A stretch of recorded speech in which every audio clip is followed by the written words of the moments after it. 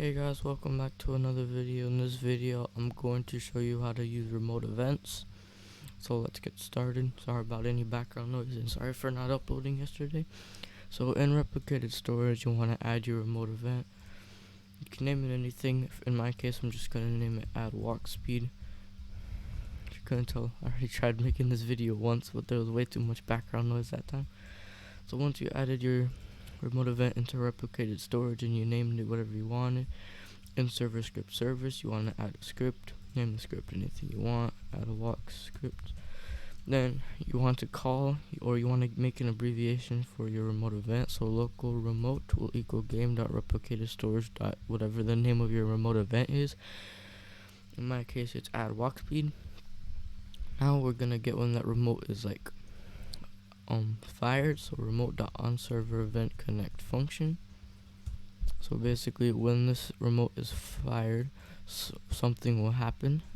Don't forget to input player right there. So then what I'm gonna do is player.character.humanoid.walk speed equals, and I'm just gonna make it increase your walk speed by 10 every time. Walk speed, 10.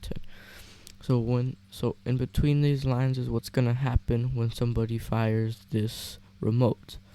So now I'm going to make an example to fire the remote. I'm going to add a screen GUI. I'm going to add text button. Also, if you're wondering how to make it so this, or I'll show you in a second. So then insert a script wherever you want something to happen. So we're going to call the remote. So we're going to do local remote equals game.replicate.storage.addWalkSpeed or whatever you named it.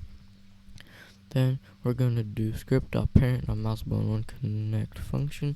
Basically, when the button is pressed, it'll do something, and we're going to fire the remote. So remote fire server. Basically, that's just doing whatever's in here. This can make it more hackable, but I will show you a way to make it less, or to make it more secure in another video. So now I'm going to load this game up, or this up. I'm going to show you something else extra in this video.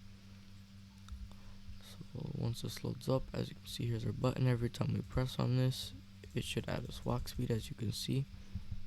We're slowly getting faster every time I click the button. You see how this isn't up here when I fit it up there? The way to make it so it fits to the entire screen instead. So let me just give you an example. If we have a frame and we want the frame to cover the entire screen, let's say we're making a 2D type game like I have created before. Let's say I scale this to the entire screen, right? We want this to cover the entire screen. But once we load up the game, we find ourselves disappointed because there's there's no top. It doesn't cover the top. As you can see, when we load up the game, you won't see a top. See? There's something missing on the top. If you want that to be fixed, just go into your screen GUI, go to its properties, and put ignore GUI inset. Now, when you load up the game, should fix that problem. Just letting you load back up.